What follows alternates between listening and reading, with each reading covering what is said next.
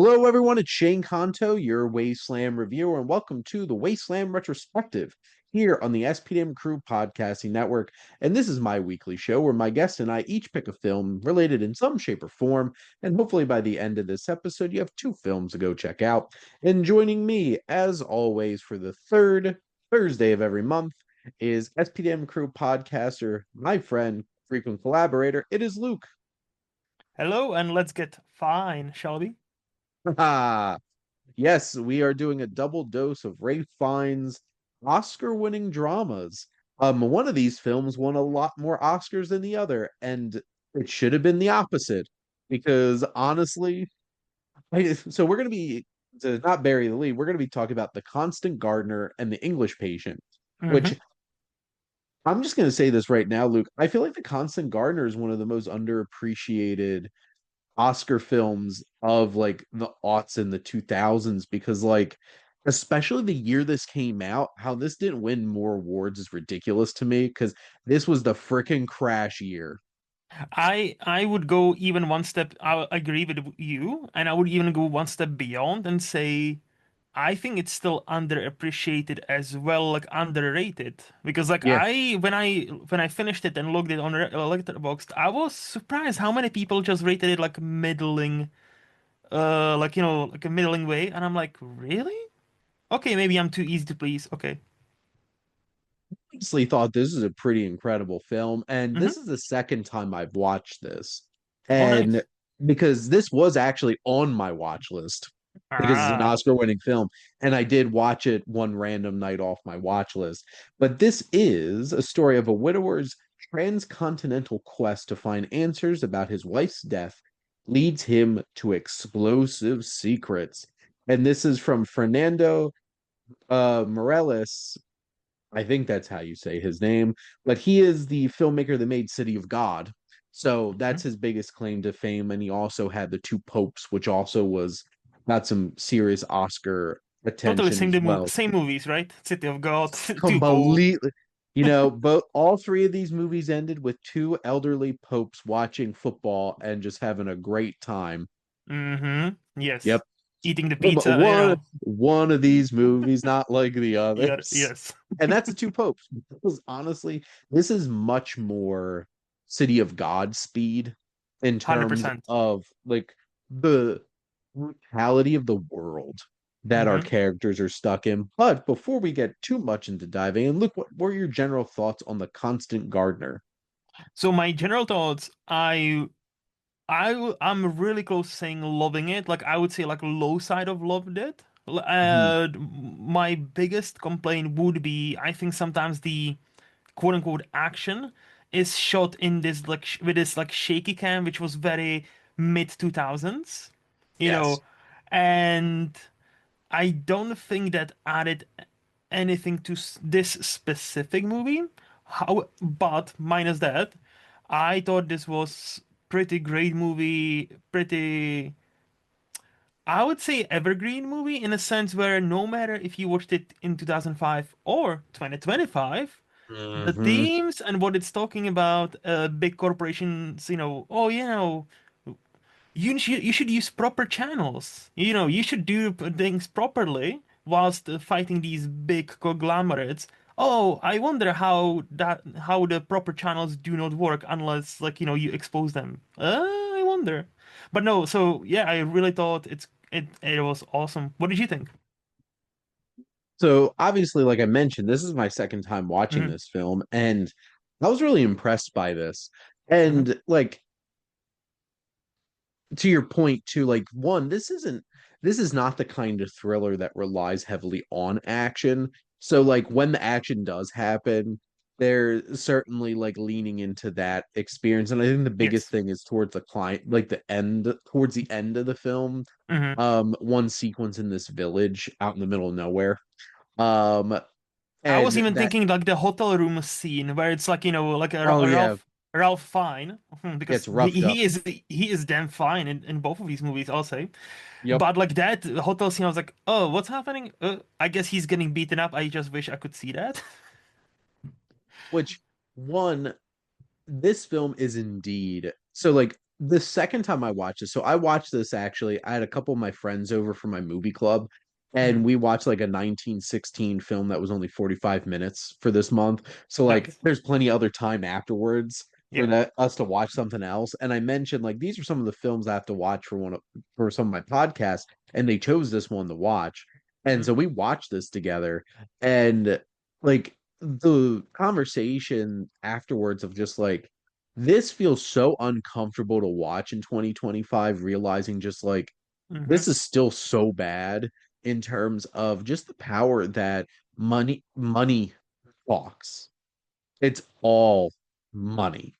And at Yes. the end of the day, you even if you're trying to do good in the world, if it affects somebody's money, your life potentially could be at risk. And that's the weight of what this film captures in the story that it's telling. And it's interesting because the structure of this film, it gives you the them meeting. You have Justin and Tessa having their like meet cute Mhm. of her like lambasting him and this talk That that was the he's most doing. aggressive meet cute ever. Like, she's just Yes. like, "Oh, why are you doing this? You're such an awful person." And he's like polite about it, like because he's And he's obviously being like, so British diplomat. about it. Like, and he's a diplomat, so like he needs to be proper. He needs to be like, Yes. and it's just like that's like the most aggressive. And then like, in 5 minutes they're fucking, and I'm like, okay, nice, nice. This is exactly how this was meant to go. Well, and Hmm. then she obviously it that scene really sets up the dynamic between their characters because she is very very heart driven, and he is the most British person you could possibly find. Where he just Yes. stiff upper lip and keeping it cool, keeping it Rafe refined. You're all welcome.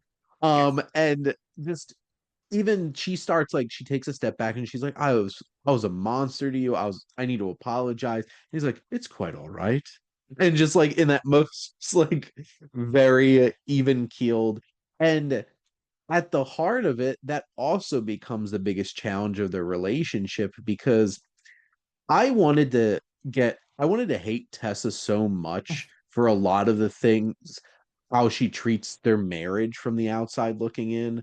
But I had to keep taking a step back and also reinforcing like Justin's not the kind of person that's really like actively engaging in the way that he probably should in a relationship.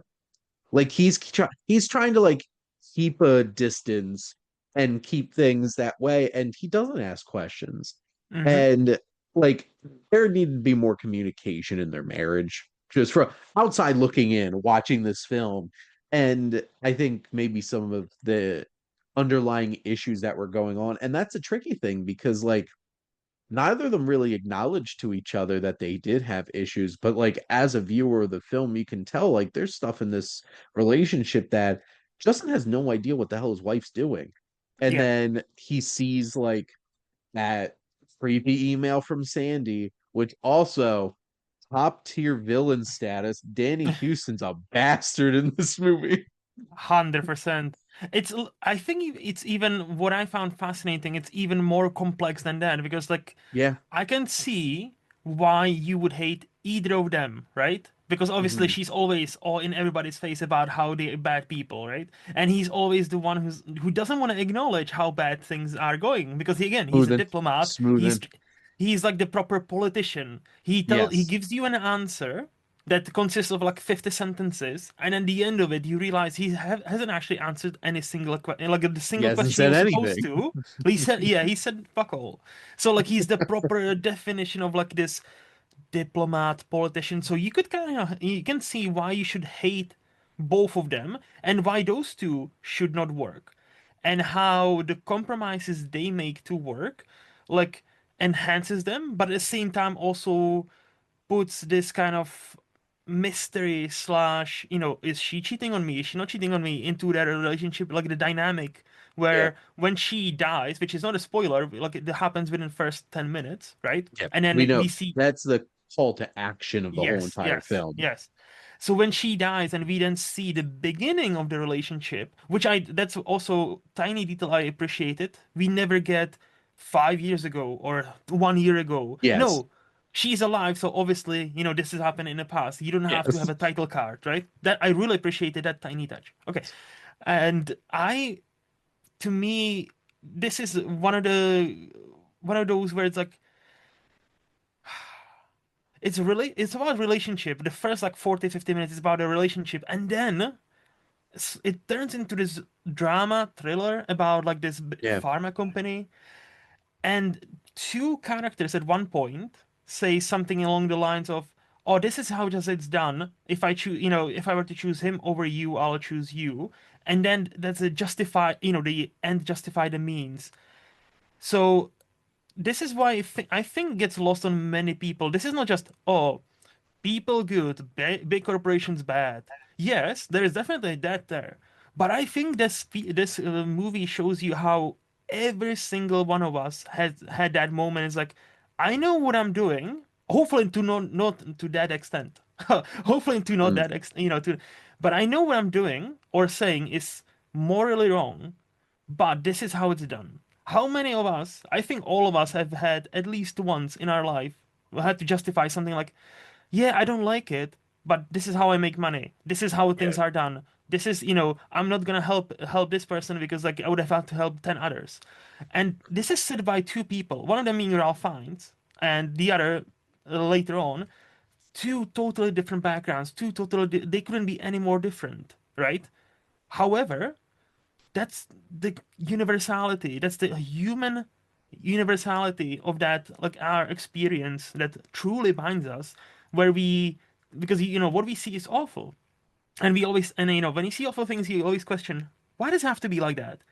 And that's when these sentences should hit you. Oh, it's always been like this. It's This is just their job. This is just a, and like this, the link of link, this kind of chain of sequences we see, we will never know who actually killed her because this politician does gives an order. Somebody else picks up the phone. Somebody else phones a friend. Somebody else leaves a voicemail on the on the answering machine. Ultimately, you never know who's gonna kill you. Ultimately, you never know who actually does it, but it doesn't really matter because that's how it's done. Well, and this is such the coded of Chinatown. Correct. Yeah. It's that this is interestingly like that kind of like 70s era Mm-hmm. nihilistic look at like the world is effed. And like this has like a slightly uplifting moment of Mm-hmm. there might be actual consequences, but like the sacrifice to get to that point, like, and we spoil films on this Yeah. show and stuff like Yeah. that. Our two main characters don't make it out of this movie alive. Obviously, one of them dies pretty early on in the film, and Mm-hmm. we get flashbacks throughout the film, so we get to know her more. Like Justin doesn't make it out of this okay. Mm-hmm. And in the most like fake news BS cover up of like he shot himself in the same place that his wife died. Yeah, he got found with like six bullets in his body from like Yeah, rifles and stuff like that. It's like, yeah, he totally committed suicide. that eulogy, like that his eulogy was like he was shot no less than 8 times by three different guns. Definitely. Yes. Well, and we'll get back to that ending because Mm-hmm. there's some Mm-hmm. amazing elements of that. But like Yeah. I love the setup of their relationship. Mm-hmm. It's complicated. It's even hard to just sit here and describe it in specific words and try to simplify it, but like they have a complex relationship. Mm-hmm. And yes, the audience were thinking like, is she cheating on him with Dr. Mm-hmm. Arnold Yeah. and or Andy? And we have that moment where he is willing to quid pro quo for a letter Mm-hmm. and with Sandy, complete another scumbag. And we're sitting there like, we want to hate Tessa for that. Because like, what did Justin do to deserve this? Mm-hmm. On some level, Justin did nothing. And the nothing's part of the problem. Yes. Like, that's something that he even becomes to realize that he has been an ostrich with his head in the sand Mm-hmm. for so much of this. And it's really compelling seeing him come to this call of action. Hmm. And like some of it's on a level of like he sees an email from Sandy, or hears about this and that, and it starts coming out of like a there's a bit of a jealousy kind of element to it, but also he starts to realize that like he lost love of his life because at the end of the day, they do really love each other. Hmm. And there's a particular moment where you get a this unique insight into Tessa through, like storytelling device. And you really see what her perspective is, and you really realize how much they really meant to each other. And that just Hmm. makes the whole rest of the film that much more tragic. And then, like you brought up this scene, but Justin gets beat up in a uh hotel. It's just like you're gonna wind up like your wife. Yeah. And he's flipping over too many stones. And even along the way, as he's meeting helpful people, they were also not so helpful people. Because Like everybody's scared, you know. Pete Postlewaite's character is so interesting Hmm. because that was there's excellent casting in this film from top to bottom, and Pete Postlewaite is probably one of the most underappreciated like all-time talented actors. Yes. It's like he just would pop up in character actor roles. He was never really a leading man in film. Obviously he was like a big theater person, but like he's so excellent in that, and his character, who is the smoking gun to take down this drug empire, but he's also the smoking gun that took down Tessa. Hmm. And this film is so interesting in that nothing is simple. Yes. The world is complicated. Everything is gray area. And that's what makes this experience so interesting and challenging to me. And I really do like take a step back and really think about like why this didn't get more love and Hmm. why this doesn't get talked about more. I feel like this is like one of the forgotten films of the aughts, and that's just written off as Oscar bait, which also, how the hell did this not get nominated for Best Picture? Oh yeah, because Crash got nominated and then also won Best Picture. It's yeah, see, Ridiculous. so talking about Oscars, right? So obviously, as I mentioned to you last month, one of the reasons I picked it was I always forget Rachel Weisz is an Oscar winner for this Yes. movie, Best Supporting Actress, right? Mm. And like, the more I think about a movie, and I'm only removed by 14 hours. I literally watched it last night. So, but Mm. the more I think about it, the more like I really agree with this because Yeah. I think and I looked at the category and I think closest that probably was a breathing on her neck in that year was I think Michelle, what's her name from Brokeback Mountain. Williams. Yeah, Williams. Yes, Yep. I haven't seen Brokeback Mountain, but I know the reputation. Like it's on my again, Yeah. it's on my list. I know the reputation, so I would imagine that was probably close between those two from what I've seen the category. But Mhm. I was like, she is the definition, like her role, and what Rachel Weisz does with her role is that I think you can define it as a supporting character to a T. Like Yep. she is there to move the story, she is there to influence the story, and once she leaves the movie, you remember her. And Yes. obviously, like she doesn't leave, like you still see flashbacks, so it's not Mm. that easy. But her shadow, for lack of a better term, on over this movie is so dominant where it's like, oh yeah, I agree with this. Like I'm happy for Rachel, and I for them to sell that, the chemistry from them from coming from different worlds, right? And like the webcam scene is so fucking cute. Like, like her, like he fucks around with the webcam and like shoots her while she's in a bathtub pregnant. Yeah. And like I feel like that's the ultimate, like this is the scene where it's not like oh yeah, we see Rachel Weisz naked. It's more about like this is where you see where how much they actually care and love each other, right? Mm. And I think she is deserved, or she was deserved of the win. Yeah. What do you think?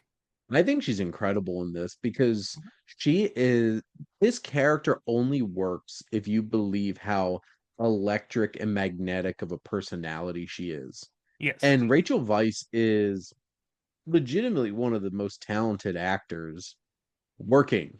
Hmm. But I feel like on some level she's underappreciated because, like, one, most people know her from The Mummy, which also she's incredible. Her and Brendan Yes. Fraser are both incredible in that movie. And it works because they don't just treat it as like this phoning it in franchise film performance. It's like they bring so many layers and charm and the chemistry they bring to that. Hmm. But I think she got there was a while there where she was like in the Born Legacy, Oz the Great and Powerful, and Yep. like I Yep. feel like people stopped thinking about her in this way, where she was an Oscar winner. But I'll give you, even just in the past 10 years, between The Lobster, My Cousin Rachel, Disobedience, The Favorite, the Dead Ringer show that she did, where she had her dual performance, she's incredible. Hmm. Like, obviously, probably most people remember her recently because she was in Black Widow.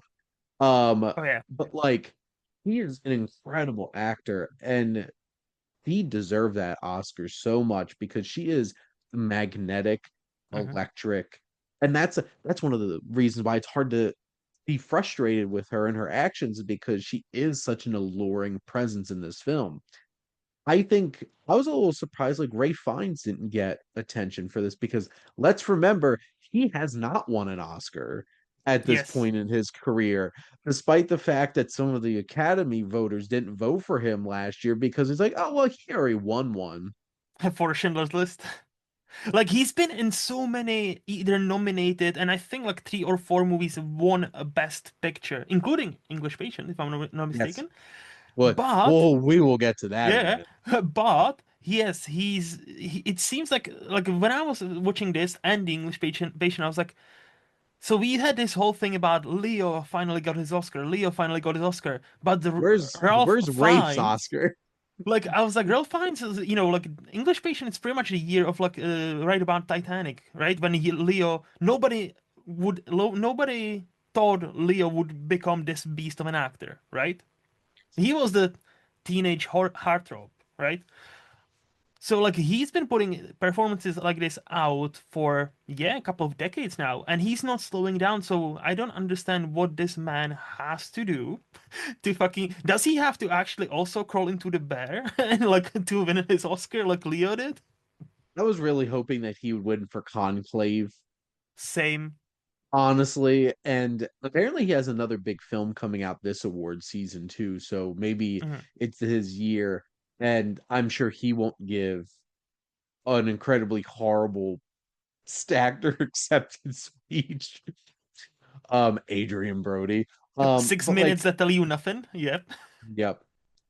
Ray finds his performance in this, and I think it's because like Capote, Philip Seymour Hoffman won this year, and Hard that to is argue. a performance. Yes. Justin is the type of character that like so much of this performance is small. Mm-hmm. It's all the small choices. It's all the subtleties because he is a putting on a good face and trying to like keep a calmness, but it's like the underlying things that like the way he looks at that email that he pulls up Yep. of Sandy, and when he finally confronts Sandy and he has those moments, you start to really see him come out of his shell of this like trying to keep it together. Mm-hmm. And I thought that Fine's performance was really good.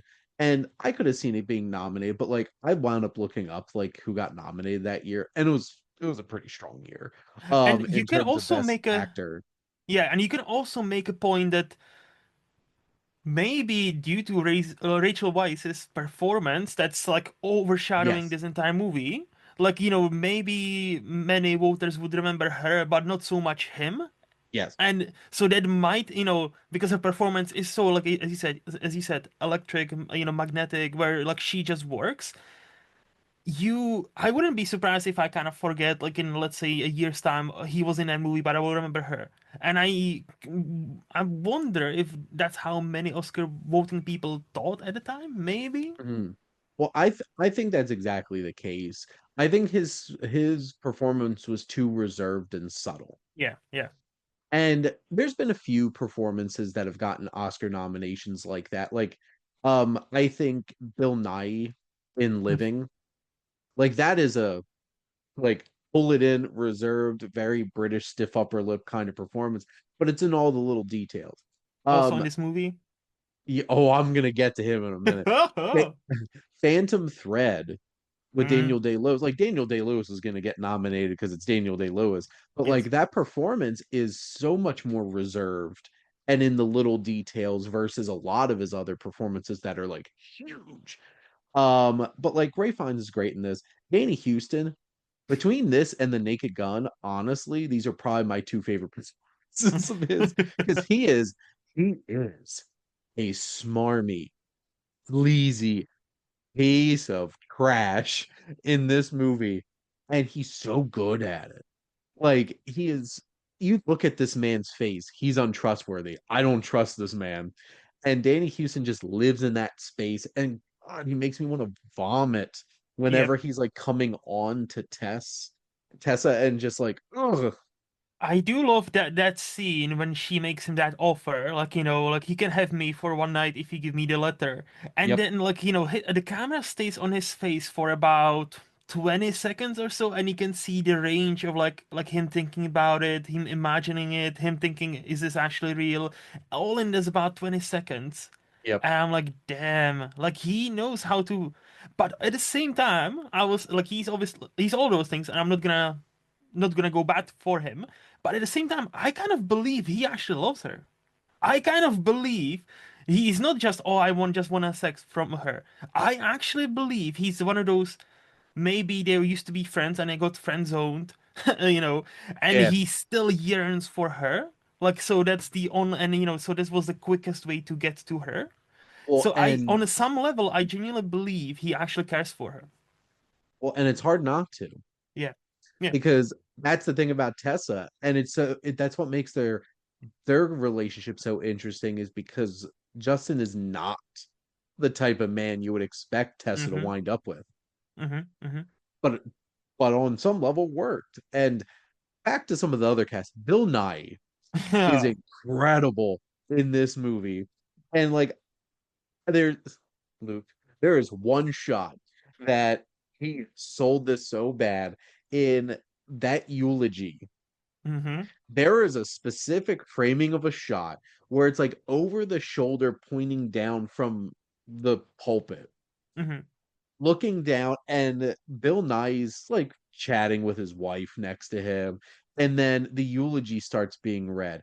And the second sentence in, he realizes it's the letter he wrote, and the reaction of him about facing, looking straight at the camera where like the guy reading the eulogy is, and the range of rage, frustration, shot, like all of that is just all on his face. I love Bill Nye. And like this is not a big role. It's an Nope. important role. It's an Mm-hmm. extremely significant and important role, but it's only like two or three scenes in the movie or so, and he nails it. That whole like lunch with Oh yeah. finds like the range of just the despicable just about it, and then that final scene, that is some A+ acting right there. And I'm just like, damn, that moment just has been sticking with me, and I watched this movie a week ago.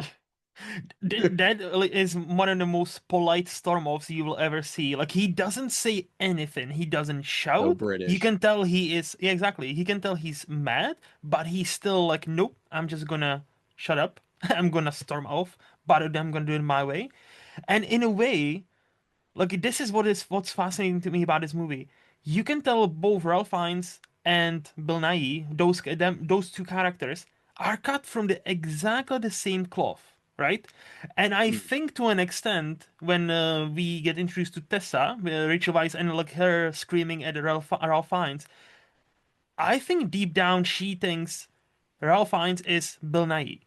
Because like if you think Ralph Fiennes is like neutral, like proper neutral, maybe neutral evil to like a tiny bit because his lack of action. Bill Nye is proper, not even chaotic, like he's proper super duper evil, right? His He's lawful evil. Like, Like he yeah, like uses the yes, system in front of him to to do, cause so many yes, horrible things. yes, And yeah, that's the tricky thing is Ray finds his character is too neutral. Mm-hmm. I Mm-hmm. feel like he's honestly, if we really want to get into it, kind of gives off like a true neutral to me Mm-hmm. because like he's just doing like he is living his life. He Mm-hmm. does his job, Mm-hmm. he follows what's expected of him, and he just wants a garden. He has a little garden, And I think and ultimately that's why she fell for him. Because like she when she got to know him and like after a quick fuck session, I guess, like yeah. she realized, hey, he is not the lawful evil I thought I was shouting at, but he works with many lawful evil people, so let me do my shtick and let me try to like, not to use him, but like, he will open the doors where I can actually do more damage to those people, right? Hmm. And Well, I'm like, that's smart. and unfortunately, it didn't Hmm. wind up ending well for her. But at the end of the day, they both sacrificed their lives Yep. for the good of everybody. And just a quick couple, like Donald Sumter, Gerard McSorley, and Pete Postlewaite all play smaller supporting roles, but they all play them so effectively. Hmm. Like that whole sequence with Pete Postlewaite towards the end of the film is so excellent, all the way up to like him admitting that he's the one who made the call. Yeah. And the fact that like this character's like he just straight up says it. There's very little hesitation. He Hmm. obviously throws in like I didn't know they were gonna kill them. I'm sorry, but like Yeah. there's still like that was me. I did that, I did and that. it's Yeah. just like damn, he just went for it. And I'm trying to remember. I just want to give a shout because what was his brother-in-law's name? Okay, so his real name's Arthur, but what did he call him? Ah, cannot remember. I'm awful with like Uh, character names. Richard McCabe. I finally Yeah. found him on IMDb. I really liked his performance, and he Hmm. sold that eulogy really well at the end of the film. Yes. Like He really well at the end of the film. he has and like it's such a great performance. Like such a tiny yet great performance. I also want to shout out which I read excuse me on IMDb as a trivia. So Mhm. this movie has actually two best winning actresses, like Oscar winning actresses working on it because at the time it's a Kenyan movie. So this young woman called Lupita Nyong'o was working on a movie as a runner. So Interesting. yeah, so that's a on if IMDb is to be trusted, I think you can search her and it's part of her like profile on IMDb. She was actually like very young, working as a runner, so like getting stuff to Yeah, to people and stuff. So I was like, damn, that's that's really great. cool. Yeah, yeah. Well, Luke, do you have any other thoughts on the Constant Gardener? Uh, very little gardening, but overall great movie. Yes, there you go. But we're going to move on to 1996's The English Patient, all 2 hours and 42 minutes, and the movie that stole it from Fargo. Um, so at the close of World War II, a young nurse tends to a badly burned plane crash victim. His past is shown in flashbacks, revealing an involvement in a fateful love affair. And this is from director Anthony Minghella and stars Ray Fiennes, Juliette Binoche, Willem Dafoe, Kristen Scott Thomas, Naveen Andrews, Colin Firth, and a few others like Jürgen Prochnow is a pretty famous Hmm. German actor. And so this film, I think, is really famous for two reasons.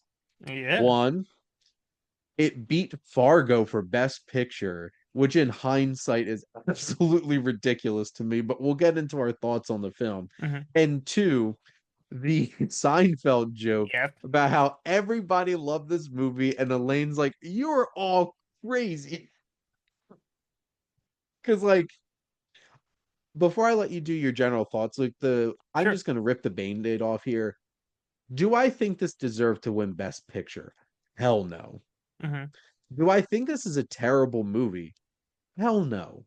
There's Hmm. a lot of things that really are impressive about this film, Hmm. but I have a lot of thoughts. But I'll let you go first. So this is my second time. I first time I watched it probably 2 decades even, and I actually kind of remember liking it. I at the time I had it rated like 7 or 8 out of 10, so I was quite high on it. Even though even then I was like, didn't have to be that long, but I kind of see it. Now, rewatching it now, I'm like, why did you do this to me, Shane? I'm like, look, it's as you, I think I've written something on Letterboxd, something like that. Like, you cannot deny the technical aspects of the movie. You cannot deny the performances. You cannot deny how fine Ralph is in this movie because I was like, God damn, that's a hunk of a man. I was like, Jesus Christ, I'm a straight guy. You cannot deny the music, all like a lot of things, but the pacing of this movie. It's not even about the length. Like I don't mind longer movies, and we will talk about, for your other show, we'll talk Yes. about even longer movie. And I have the same issue with both. If you, I don't mind committing to 2 hours, 2.5, 3 hour movie, but justify your length movie. And this movie, if it wants to take me on this odyssey of love, which is cheating, part of one of the big reasons I have a problem with it this time is like, yeah, they making cheating look so romantic, don't they? You're like, just I don't, I have a problem with that. But again, that aside, I didn't feel like, and when the movie ended, I didn't feel like I was in there with the characters. Like, for me, long movies need to suck me in and need to make me feel like, once the credits start to roll, I'm like, hey, I went on this journey with all these characters. I've been to this place, I've been to this place, I've been in that cave with her when she died. I've been in that bed with Ralph Fiennes when he was dying, right? And there was this disconnect where I can never been truly transported into that movie. So that's my general thoughts. I think it's fine. It's as average, It's like slightly above average as it gets because of the technical aspects and the performances. But no, that's about it. you you heard it here first. Luke thinks the English patient is Rafe Fine. It's very fine. It's just as Ralph. Very fine. So you have, yes, the technical aspects of this film are really impressive. It really starts off as like this score from, come on, IMDb. Uh, the Gabriel Yared, who does the score. It starts off with the credits and the calligraphy and the Hmm. music. It's setting the tone, Hmm. and Manella does a great job of really setting the tone that he wanted with this film and the technical aspects. You can't argue with the cinematography and all of that of it. It looks Yes. like a gorgeous film. Yes. And John Sale, who's really impressive cinematographer, uh, worked on Mad Max Fury Road and stuff like that. So like you get that. Yeah, This cast is incredible. It's a it is. really talented cast. Then you have what this film focuses on, and there's just this film is really well put together from a technical standpoint, but only scenes stand out to me. Correct. Like, I don't feel invested in this whole overarching story, but there is scenes that are so effective in this film that I will remember them. But I Hmm. won't care about the story that got us from here to here to here to here. Yes. Because this film leans way too much in melodrama.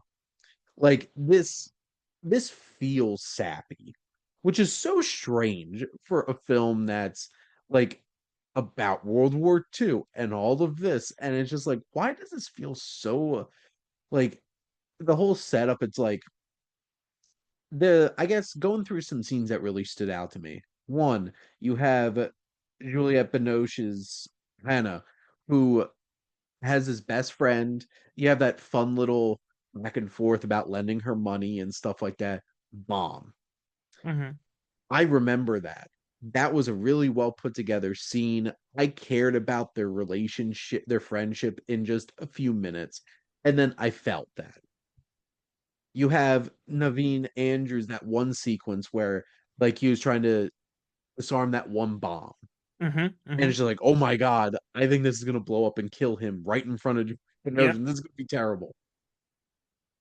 Caravaggio feels like the most needless character in this movie, but Willem Dafoe is so great because it's Willem Dafoe. And Yes. the scene of him being captured and tortured is memorable, impactful. But what the hell does he bring to this movie as a whole? Like it just I don't I feel guess he like, connects all of the people together. Like I guess that's he's but the he feels connecting like a plot link. device then. I And know, I know. that's basic, and that's the problem. Is Yes. that like what are you even doing here? Besides just being convenient to the plot to thread this all together. Mm-hmm. And him calling out uh uh Amalsi's connection to what he did. The Mm-hmm. whole sequence where like, oh my God, they flipped a truck in the sandstorm and stuff like that. That's a memorable sequence. And then you have where like Ray Fiennes shows up after trekking through the desert, trying to save Catherine's life. And it's just like, there's a woman out there, my wife. And it's just like him even going to that point. It's just like you feel that emotion. Mm-hmm. But that's the issue. I remember those scenes and nothing in between I thought you were gonna because bring up the chandelier thingy with the when he like had the Juliette Binoche on the ropes and like was like swinging her about. That was a beautiful scene too. Like I will well, yeah. remember that. Well, I guess to the point is Mm-hmm. there are really well put together, well structured sequences throughout this film that will stand out. The cast Mm-hmm. really is great in this film. And yes, Ray Fiennes is extremely attractive, which is so funny because like what's his biggest role up to this point is Schindler's List, where he's the most like disgusting human being possible. Yeah. And then you have like, ooh, sexy Lord. Um, Hey, I can get the ladies too. yeah, and to your point, like the whole entire thing is like Kristen Scott Thomas and Colin Firth. Um, very British. Yes, better, better. And then you have basically this is leveraging World War II and all of these geopolitical things and everything just to tell two love stories and then have a nurse like waiting on a burn victim, and this is stretched out to 2 hours. And you're just sitting there like, so much of this movie, like this should have been much leaner for what this film is actually telling. Mm-hmm. And there's moments where I'm just like, you could easily cut this. This is a film that reeks of like they needed to edit this movie down. And to be frank, I could almost guarantee you this probably won best editing Oscars. Look, I genuinely like I like to say sometimes like the pieces are better than the overall picture they create. They are really trying to create. And I think this movie to a T. Like Yep.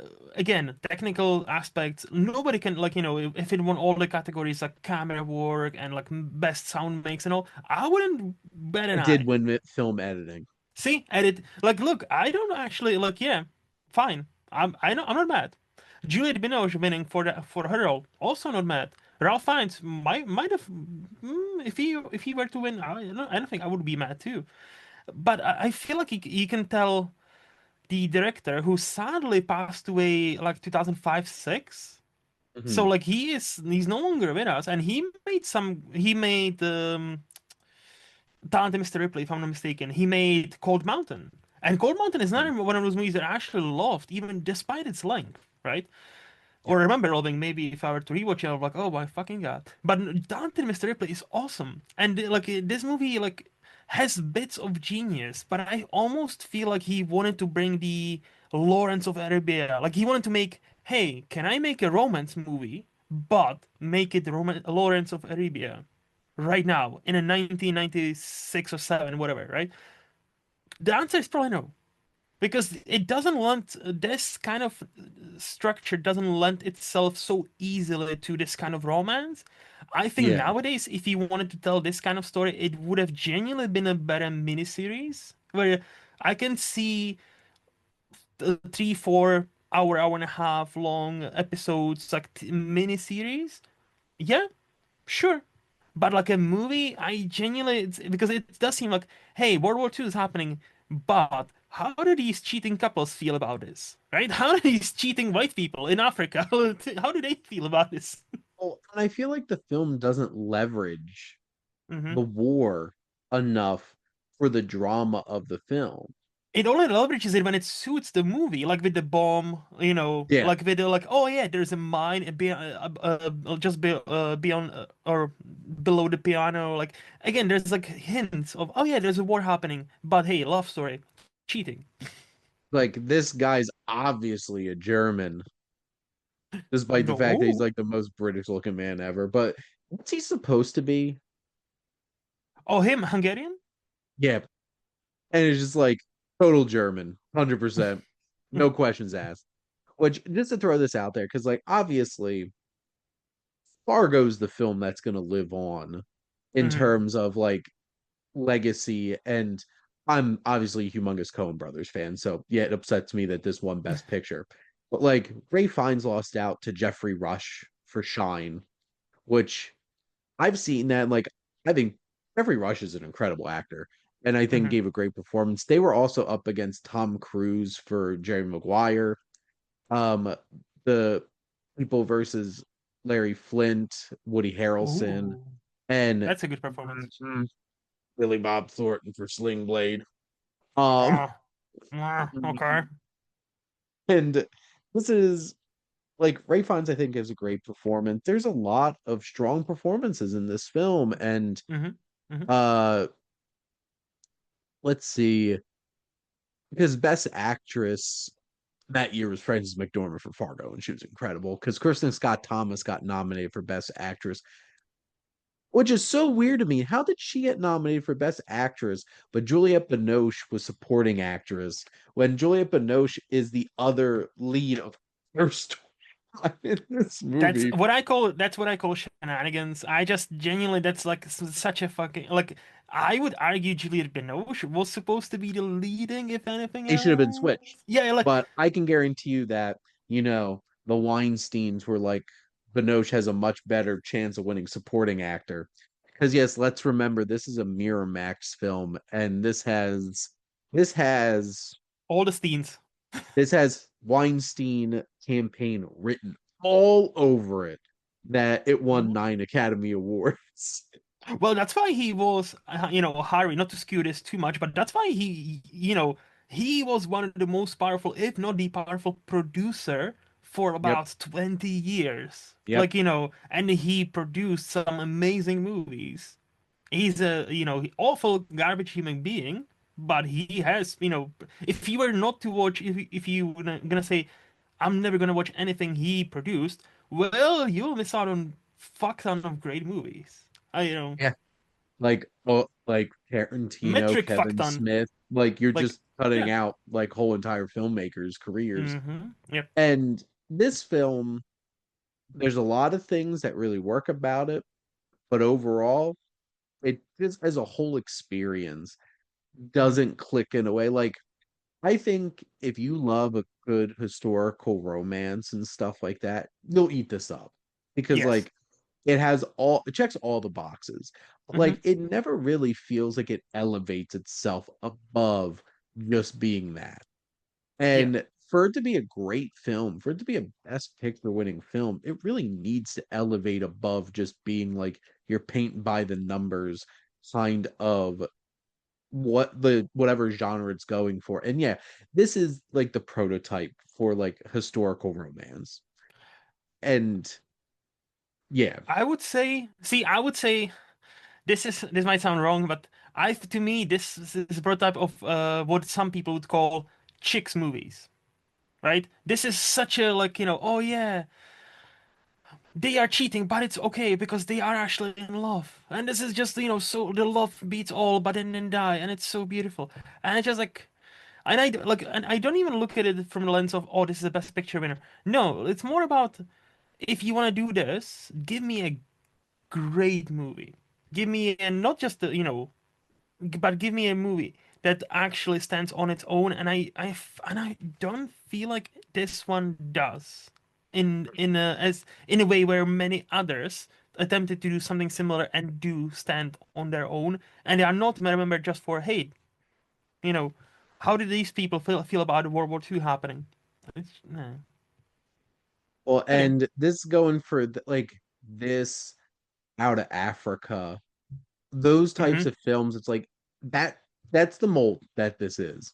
Yes. And like obviously there's the tragic like Ray Fiennes is completely burned victim. Also crazy makeup, putting that all That together. makeup, great. Like Yes. again, makeup, awesome. Yep. And like you bring up Lawrence of Arabia, sure it has that scale, but like Hmm. has none of the depth that Lawrence No. of Arabia had because this film completely ignores so much of the like the only moment where I felt like it really dug into like them just writing him off as a German and arresting him, and the fact that he winds up giving up plans to try to save Kirsten Scott Thomas's life, and it's just like, well, he became an inadvertent spy. Hmm. And like that's the only piece of this whole puzzle where I feel like any of this really directly leveraged the geopolitical issues. Like if you're gonna use this as a backdrop, you gotta have some like case in point, perfect romance that does something like this Casablanca. Yeah, yes. The whole entire geopolitical issue is so deeply rooted in the story and the characters, and then you have a great romance. Will they, won't they? On And not top of only it. that, that was made during the actual World War II with actual people who fled France, Poland, and countries like that. So there's even more at stake for them in the Mhm. movie, and you can feel the raw emotions from even the extras when they, you know, no, like that's a great example of something like yeah, we remember the love story, but also we remember it's a war movie and about how how people are put in positions where they need to make sacrifices and tough choices. And this movie does some of it? Well, Question and mark? I actually have to correct myself because there is a big part of this movie that it's trying to leverage the war. Hmm. It's Caravaggio. I mean, And the reason he feels so out of place is because they don't do a very good job of making this feel important.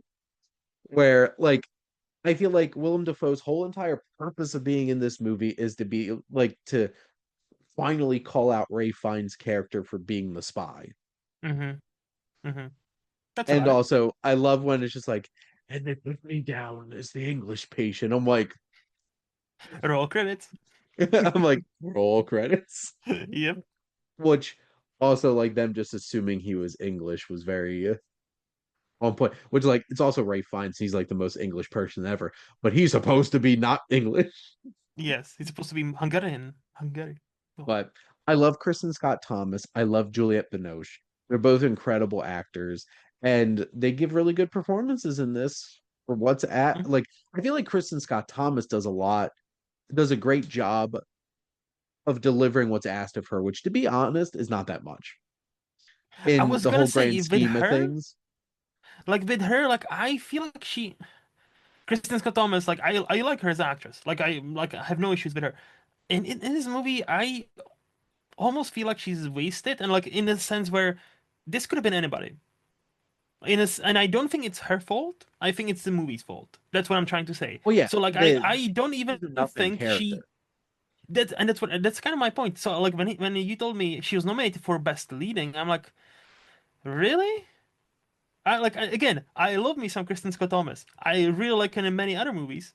But in this movie, I'm like, she feels wasted because like the movie is like, oh yeah, this is the woman he is cheating with, and then she dies in a cave waiting for him. Woo! Yep. And Yeah. it's like, okay, Juliette Binoche's character is infinitely more interesting because 100%. she actually has a story and an arc because she's the Correct. co-lead of this movie because it's parallel stories the whole entire time. Yes. Category fraud in its finest, Mm-hmm. for 100%. sure. But Luke, do you have anything else to add about the English patient? No, I feel like I'm just repeating myself at this point. Just again, if you wanna look, I would still cautiously say it's worth watching. It's not a bad movie by any means. Like we dumped on this for a while, so let me just scale back and or step back and say it's not a bad movie. It's perfectly fine. Just as not as fine as Ralph because goddamn. But yeah, I would still cautiously recommend for people to watch it, but don't expect too much. It is a it is a film that will never live up to its legacy of being a 9-time award winning like It won 9 Oscars. It Like, did. that's wild. Mhm. And, you know, I don't think 1996 necessarily is like the biggest year of film. Like, there's just one very glaring choice of Mhm. like, yeah, you all chose this over Fargo. And I will never let that go. Not as much as I won't let Spotlight beating Fury Road go, because I will never let that go. Never. But that's our discussion here on two Academy Award winning Ray Fiennes films, one of which should probably have won the more awards than the other, but such is life. That's what Mhm. happened. Luke, thank you so much for coming on as always and talking movies with me. Always a boss, Shane. So thank you so much for having me. And next week, Jeff and I are going to talk about some like a specific era of Bradley Cooper's career with Burnt and Limitless. So a Mm. couple of films from before he really started getting like, I'm an awards person. Um I'm a and serious person. a serious Serious. person. And then next month, Luke and I are going to be doing a double feature of La Femme Nikita and Subway from Luc Besson. And thank you all for listening. Make sure to like, comment, and share on this episode. What's your favorite Ray Fine performance? And why is it Gustav H from the Grand Budapest Hotel, which he should have won an Oscar for because he was amazing? Yes. Um, yes, yes, 100%. And make sure to follow or subscribe wherever you listen to your podcast. The SPM Crew Podcasting Network is ever expanding. There's so many great shows, all different types of interest. You'll find something, especially if you love movies, because there's a lot of that. And I'm a big contributor to that. But if you want to be part of the crew, whether as a guest on one of these shows or as a host of your own podcast, reach out to us on our website. But if you like our logo, check out High Flyer Creative for all your digital marketing needs. But most importantly, thank you as always for tuning in and supporting the Wasteland Retrospective here on the SPDM Crew Podcasting Network.